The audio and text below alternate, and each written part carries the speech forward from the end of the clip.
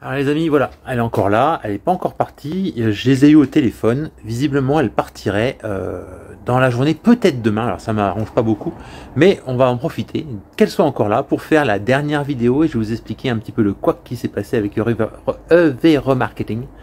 Vous expliquer que tout n'est pas toujours tout rose et que malgré la grande partie des transactions que se passent à peu près normalement, celle-ci s'est passée un petit peu différemment. Allez, on se retrouve après le générique et on en parle.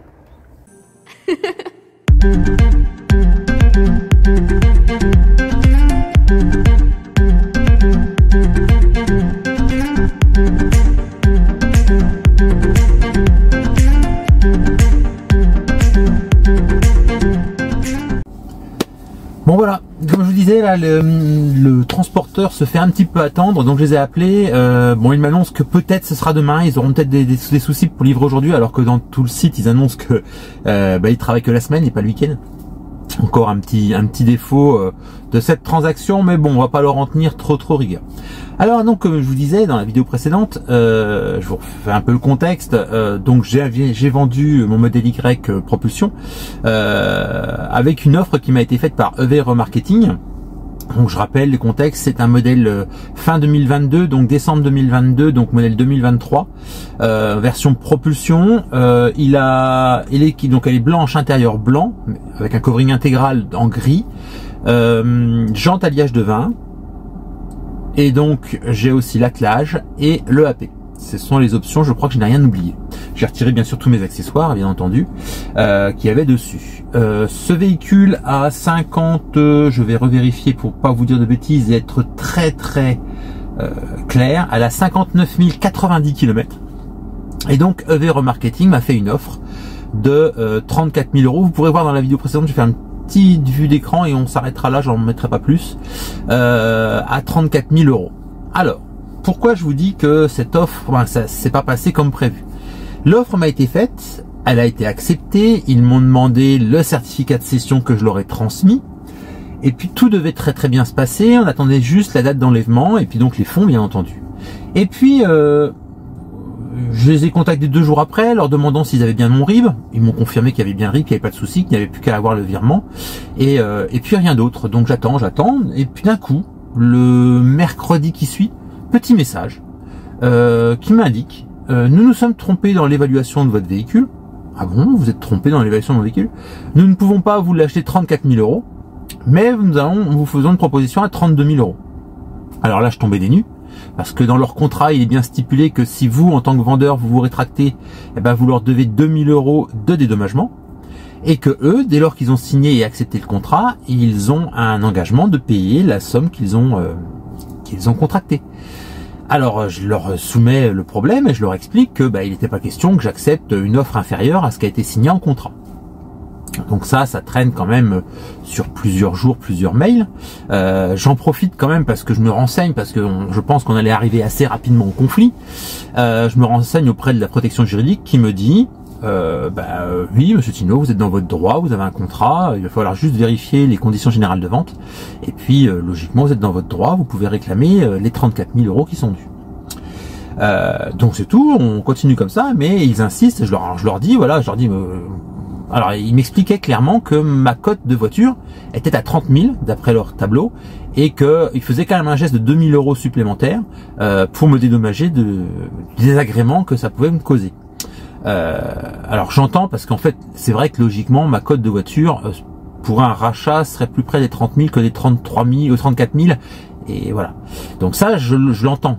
Mais quand on signe un contrat, quand on est une société, moi j'ai une société, quand je signe un contrat, je m'y engage. Je vais au bout des choses, quitte à me planter, je me suis planté et je corrige mon problème différemment, mais je m'engage, je vais jusqu'au bout.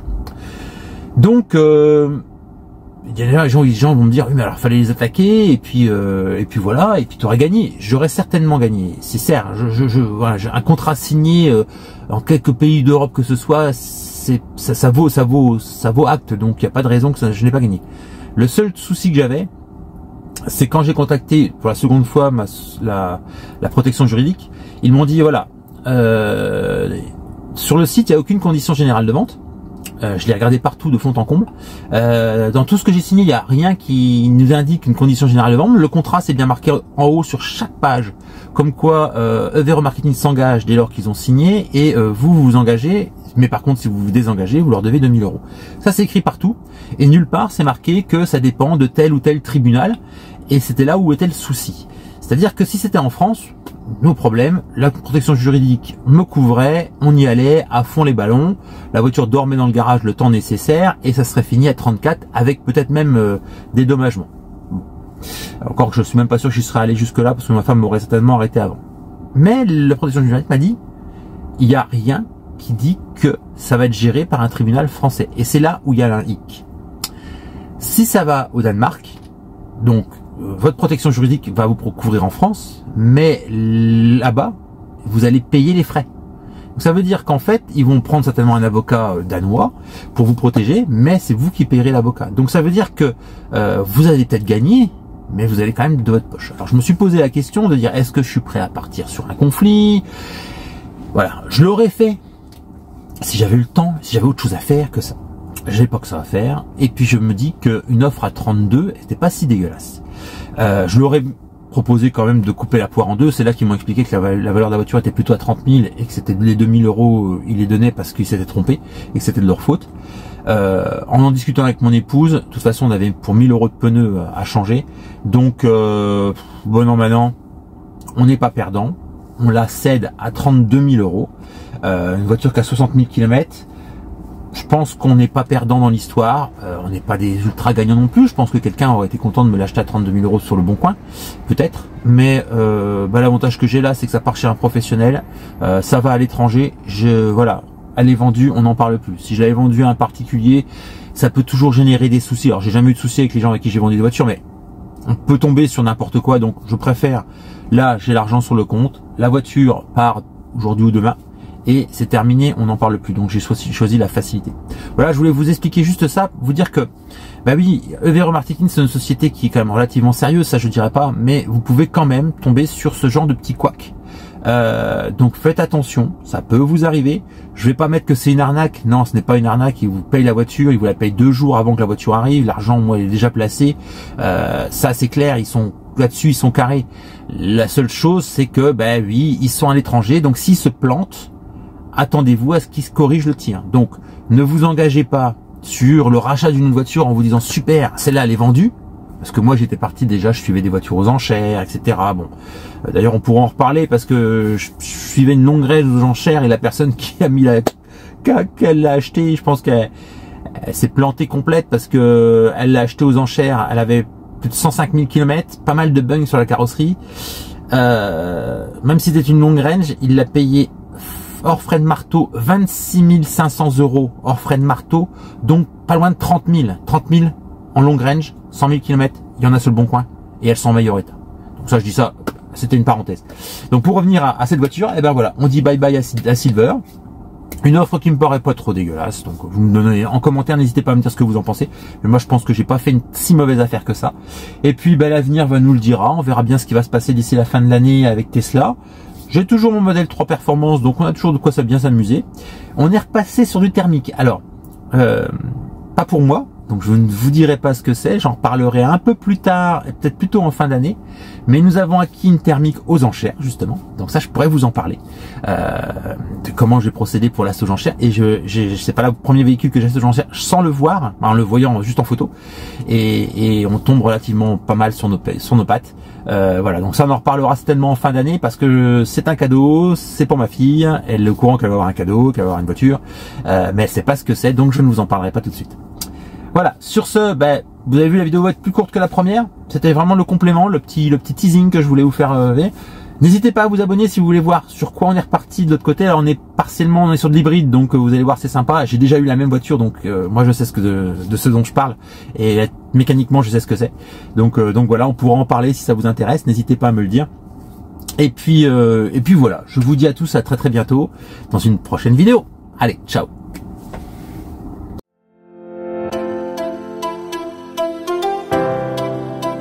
Donc date d'enlèvement prévue le 11 octobre. J'ai pris une journée pour cela. Mais à midi on me prévient que ce sera plutôt demain, samedi dans l'après-midi. Samedi matin, je reçois un nouveau SMS et bien non, ce ne sera pas samedi mais... Les amis, que de péripéties. Alors, donc nous ne sommes pas samedi après-midi, nous sommes lundi après-midi, il est 15h, et la voiture est toujours en ma possession, vous pouvez voir, hein, toujours en mode Y. Alors, là, ça y est, c'est comique, mais ça va s'arrêter. Il arrive d'ici, allez, 40 minutes, 40 à 50 minutes. Vous voyez, non, tout ne se passe pas parfaitement bien, mais peu importe. Ça s'est bien passé dans les grandes lignes. Là, je vais me remettre, j'avais retiré les plaques, donc j'ai remis des scotch pour tenir les plaques. Je vais me remettre en vue du transporteur. Et puis, je vous fais une petite vidéo dans la foulée du chargement de la voiture sur le plateau. Petite conclusion. Je vous ferai une petite conclusion juste après pour vous expliquer un peu la transaction pour ceux qui ont vu que ça s'est pas obligatoirement bien passé. Mais voilà, dernière minute, heure avec Silver, qui ne s'appelle plus Silver, qui n'est plus gris Quicksilver, mais qui est redevenu blanc sur l'application. Allez, je vous retrouve pour le montage dans le véhicule, sur le plateau. Et puis je vais me prendre un petit parapluie parce que ça s'annonce pas joli. Et puis à la conclusion, au retour à la maison. Voilà, le camion lituanien est arrivé. Alors vous allez voir, il n'y a pas que de la Tesla. Attendez, on s'est mis sur la route principale. Et il y a donc de l'ID, de l'ENIAC et une Model Y juste en premier là-haut. Tout là-haut. Et donc là, il va charger Silver. Silver qui est sur le côté, que vous voyez là. Voilà, il va charger Silver, qui est prêt à partir.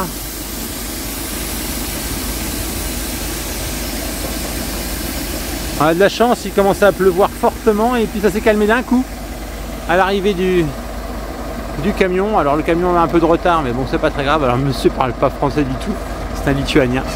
Donc on s'est débrouillé entre nous et c'est parti. J'ai signé juste pour votre information. Ah oui, pour votre information, j'ai signé juste le bordereau. Là, vous voyez, il est en train de monter. C'est toujours intéressant de voir comment ça se passe. Il faut quand même s'imaginer que sur ce plateau, il y a 4 tonnes. Hein. Il y a 4 tonnes, hein. Un ID et un ENIAC, ça doit faire à peu près chacun 2 tonnes. Donc il y a à peu près 4 tonnes de chargement. Voilà, hop, là il remonte complètement. Allez, le plateau il a quelques difficultés. Voilà, hop, ça remonte.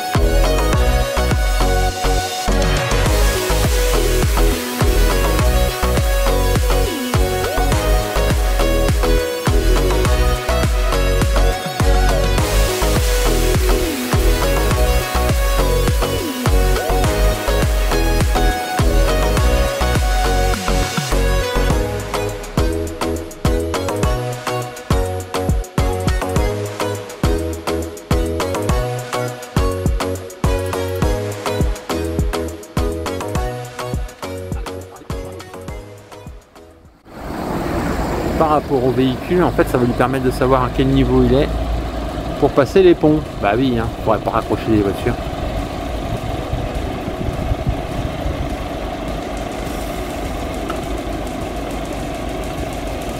Toujours intéressant à voir.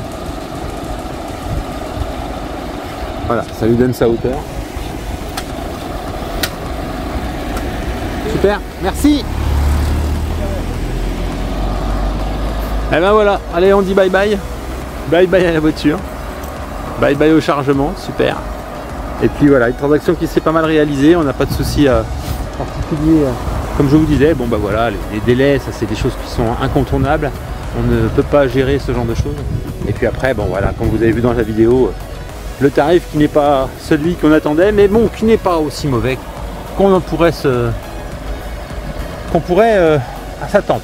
Là, la voiture est partie, direction le Danemark pour elle. Nous, bah, on est payé, donc là-dessus, pas de stress. Et vous voyez, ciao, bye bye. On se retrouve. Ah, on va laisser passer le gros camion. Ben, on se retrouve dans une prochaine vidéo. J'ai des accessoires comme ça qui vont arriver aussi, donc certainement d'autres choses à vous montrer. Et ben, je vous montrerai aussi la suite, hein, ce que j'ai acheté à côté pour ma fille. Allez, je vous dis à tous, à ciao.